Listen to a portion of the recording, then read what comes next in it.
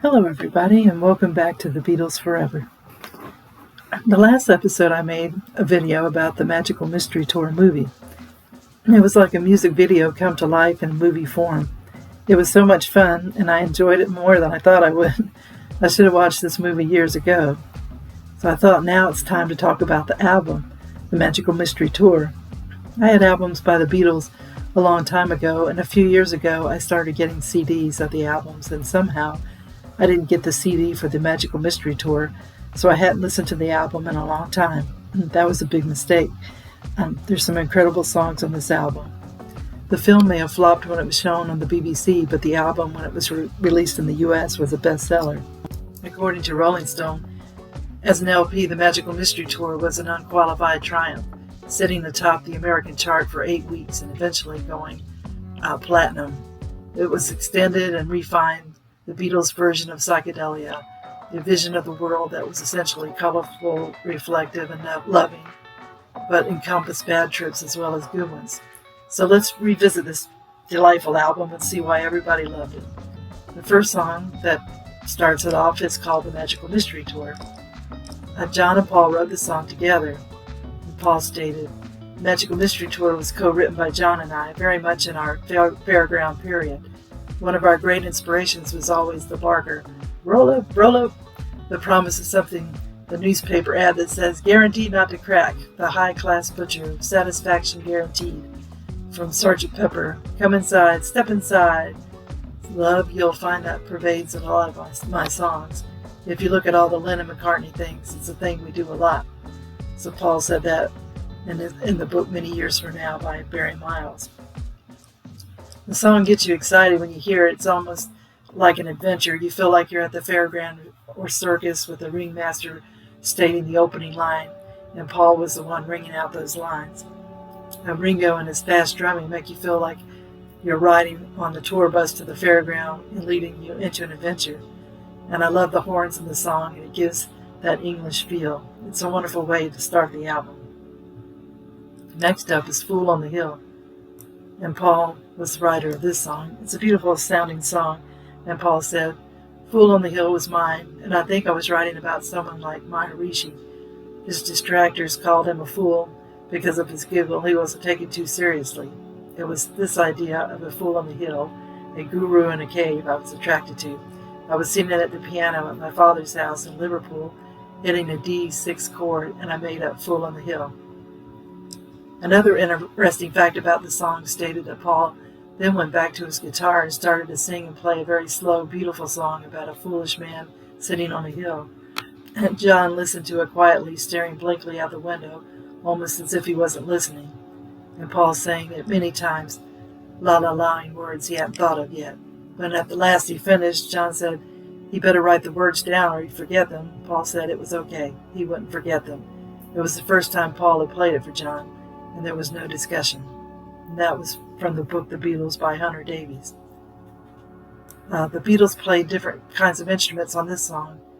Paul played the vocals, piano, and acoustic guitar, recorder, bass, and the penny whistle. John Lennon played classical guitar, harmonica, Jew's harp, and George Harrison played the 12-string acoustic guitar, harmonica. But I didn't know he ever played the harmonica, so that was interesting. And then Ringo played drums, maracas, and finger cymbals. And they all blend together well to make this a memorable song. Next up is this Flying, and this is a short instrumental song written by all the Beatles, and it only lasts a little over 2 minutes. Hearing this song in the film, I really liked it. John Lennon, he does vocals and plays the organ, the mellotron, and sound effects. Paul McCartney did vocals, guitar, and bass. George Harrison, vocals and guitar.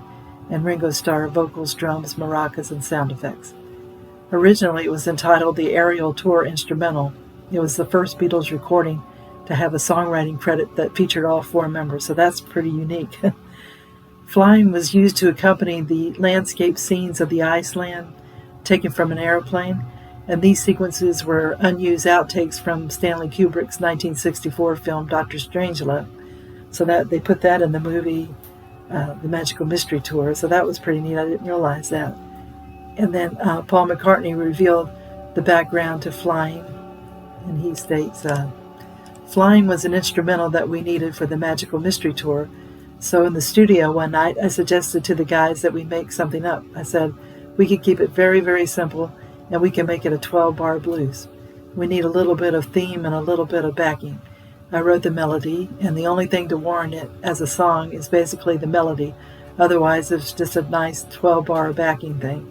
It's played on the mellotron on a trombone setting, and it's credited to all four, which is how you would create a non-song. So Paul McCartney says that in many years from now. This song is mellow, and the song really does make you feel like you're flying through the clouds. I really like it. It is a great little song. Blue Jay Way is the next song. This one was done by George Harrison. And according to the Beatles Bible, this song came along at the spur of the moment. The song was composed on the Hollywood Hills on the 1st of August, 1967. Harrison was visiting California with his wife Patty, plus Neil Espinal and Alex Meredith. And they were staying at a rented house in the Blue Jay Way, high in the Hollywood Hills, which belonged to the manager of Peggy Lee. The Beatles' former publicist, Derek Taylor, had been delayed on his way to meet him, and the jet-lagged Harrison found a Hammond organ in the house and began writing the song as an outlet for his On You. Derek Taylor got held up. He rang in to say he'd be late. I told him on the phone that the house was in Blue Jay Way, and he said he could find it okay. He could always ask a cop. So I waited, and I felt knackered with the flight, but I didn't want to go to sleep until he came. There was a fog, and it got later and later, and to keep myself awake, just as a joke to pass the time while I waited, I wrote a song about waiting for him in Blue Jay Way. And there was a little Hammond organ in the corner of this house, which I hadn't noticed until then, so I messed around on it, and the song came. It's funny how you can get inspiration from just the simplest of things. So George Harrison was disillusioned by what he saw on his visit to California. And author Ian MacDonald describes Blue Jay Way as a farewell to psychedelia. The song was played on an organ, and George sounds like he's half asleep, which he probably was when he wrote the song. It has that dreamy sound, and the funny thing is the lyrics explain how he wrote the song. He was waiting for his friend who was late, and he wrote the song to stay awake. So you can't make it any simpler than that. Your Mother Should Know is next. I'm a sucker for those English music hall songs. And the music hall is a type of British theatrical entertainment that was popular from the early Victorian era, beginning around 1850, and it faded away after 1918 as the halls rebranded their entertainment as variety songs. And this song has a prominent piano playing throughout the whole thing. Your Mother Should Know is a toe tapper, and the harmonies are great. According to songfacts.com, as detailed in Beatles in Their Own Words by Barry Miles, Paul McCartney wrote this at his place in Cavendish Avenue in London on the harmonium in the dining room. His Auntie Jen, Uncle Harry, and other relatives were there, and he just sat and wrote it for a few hours with the door open so they could all listen from the other room. And Paul said, I was basically trying to say, your mother might know more than you think. She does. Give her credit. He also said that the family atmosphere and his Auntie Jen being there influenced it in the music hall idea. And I liked how the song started. It's neat that Paul's relatives inspired the song, especially his Auntie Jen. Next up we have I Am the Walrus. Leave it to John to get the album rocking with this song.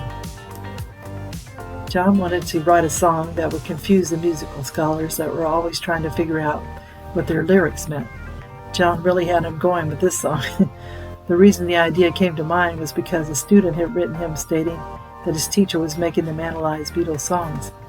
So John wrote this after an LSD trip, and it's based on the Lewis Carroll poem, The Walrus and the Carpenter. And John was drawing his inspiration from everyone when he wrote the song. He also got the part of King Lear because it was playing on the radio when he wrote the Getting Away with Murder style of a song that Bob Dylan had been doing. According to songfacts.com, the song's opening line, I am he as you are me, and we are all together, is based on the song Marching to Pretoria, which contains the lyric, I'm with you and you're with me and we're all together. Another interesting fact in the song is goo goo gajoo, and those were the final words that Humpty Dumpty said before he fell off the wall and died. I had no idea that happened. But John was upset that this song was on the B-side of the song Hello Goodbye. You know, when they had the 45 records that came out, there was an A-side and a B-side. Well, John felt like his song was better than Paul's and should have been on side A instead of B. Well, the song I Am the Walrus opens up like it's in a psychedelic fog. Then we get John singing his nonsense lyrics and the listeners at attention. And I always loved the line of sitting on a cornflake, and cornflakes were one of John's favorite foods. Then the orchestral parts that make the song great as well, and I like that John's voice is really out front when he's singing. And this song has so many parts to it, but they fit perfectly. Next we're going to side 2 of the Magical Mystery Tour, and like I said, I don't know if I mentioned it, but the song in England, I guess the album in England was like an EP, which only had like 4 or 5 songs on it. And so in America, that kind of thing wasn't really done there. So they decided to make the US album, and they created a side 2. So these are the songs that came from that. And the first one's Hello Goodbye. And this catchy tune was written by Paul McCartney, and he wrote it in his home on Cavendish Avenue. Alistair Taylor, according to the Beatles Bible, stated that Paul marched me into the dining room where he had the marvelous old hand-carved harmonium. And he said, come and sit at the other end of the harmonium. You hit any note you like on the keyboard, just hit it, and I'll do the same. Now, whenever I shout out a word, you shout the opposite, and I'll make up a tune. You watch, it'll make music. Black, he started. White, I replied. Yes, no, good, bad, hello, goodbye. Now, I wondered whether Paul really made up the song as he went along, or whether it was running through his head already. Okay, the song was written by Paul McCartney. It was an instant hit worldwide, and it's easy to see why. The tune's so catchy, and the song is one of optimism. The person who is spouting negativity is met by Paul's enthusiasm and positivity. John enjoyed the end of the song because he improvised on it, and John was playing on the piano. Next up is one called Strawberry Fields Forever. John wrote this song when he was in Spain filming How I Won the War. John stated that the song was psychoanalysis set to music. He remembered his childhood spending his summers at Strawberry Fields, the Salvation Army's children's home. John and his friends would go play in the wooded fields behind the home. And then there would be a Salvation Army band playing in the garden every summer. And John would tell his Aunt Mimi to hurry up before they were late. So that was cute that he really loved all that band music, no matter if it was a brass band. And it must be pretty neat to put a memory to music, and John did this to perfection. He wanted the song to sound dreamy, and the mellotron he plays at the beginning sets the mood. And this is one of John's happiest memories, and he captured it perfectly in this song. Next up is Penny Lane. This is another song of nostalgia. At this time, Paul singing about his memories of Penny Lane. He said, when my life came out, he wanted to write Penny Lane. But it wasn't until John came up with Strawberry Fields did Paul sit down in his music room in Cavendish and write the song. Paul McCartney in the book Anthology said, a lot of our formative years were spent walking around those places. Penny Lane was the depot I had to change buses at to get from my house to John's and to a lot of my friends, and it was a big bus terminal which we all knew very well. I sang in the choir at St. Barnabas Church opposite. Penny Lane is a song that leads the listener onto the streets of Liverpool, and you have that feeling it's a sunny day, and the line of the song states the blue suburban skies. And then you follow Paul and the Beatles as they guide you through this section of town, and it sounds like a great place to be. Paul also stated Penny Lane was kind of nostalgic, but it was really about a place that John and I knew. I'd get a bus to his house, and I'd have to change at Penny Lane, or the same with him to me, so we often hung out at the terminus like a roundabout. It was a place that we both knew, and so we both knew the things that turned up in the story. The song is pure perfection, and it never gets old. and you can't help but sing along when it plays. Next up is Baby You're a Rich Man. This song is a combined effort of a partial song John Lennon had written called One of the Beautiful People, and Paul contributed his unfinished song called Baby You're a Rich Man and forced it together, as John stated. Now this song has that Indian sound to it, and Baby You're a Rich Man is the only song on the album that doesn't get to me like the other songs do. It's a song that is growing on me though. The song grooves and among the instruments, John plays a claveline, which is an electronic keyboard instrument, and it was a forerunner to the analog synthesizer. It was invented by a French engineer called Constant Martin in 1947 in Versailles. Wikipedia has John saying the meaning of the song was that everybody is a rich man, saying the point was, stop moaning, you're a rich man and we're all rich men. And George Harrison said the message was that all individuals are wealthy within themselves, regardless of material concerns. Well, if you put it that way, George, I guess that I'm rich that way, but money-wise, I really don't think so. Okay, the last song on the album is All You Need Is Love, and this is a John song, and it made one thing of the Summer of Love in 1967 and its utopian theme. Critics thought it was simplistic and didn't really care for it that much. Brian Epstein told Melody Maker magazine that All You Need Is Love was an inspired song, and they really wanted to give the world a message. The nice thing about it is that it cannot be misinterpreted. It's a clear message saying that love is everything. And this song really expresses what the Beatles wanted their listeners and other people to realize, that love is all that matters most in the world. And it's a message that is still trying to be realized today. And I like that the song starts off with a few bars of the French national anthem called La Marseillaise. Then the Beatles kick in with John singing lead. It's another song that makes you want to sing along because when it gets to the lines, all you need is love, it's hard not to sing along. Well, the Magical Mystery Tour succeeded where the special failed because of the songs themselves. The Magical Mystery Tour movie was loose and ad-libbed, and the audience and the people in the movie didn't know what was going to be happening next. I think the movie was a bit ahead of its time. It would fit in better today along with the reality shows that are being aired. With the Magical Mystery Tour album, the fans knew exactly what they were getting. Songs that the Beatles knew how to create so well. There isn't one song that isn't worthy of being on the album. The fan gets songs from the movie, and the US fans got more than the EP. They got the additional songs that made it a full album. These songs weren't fillers, they were songs that are among the best the Beatles have written.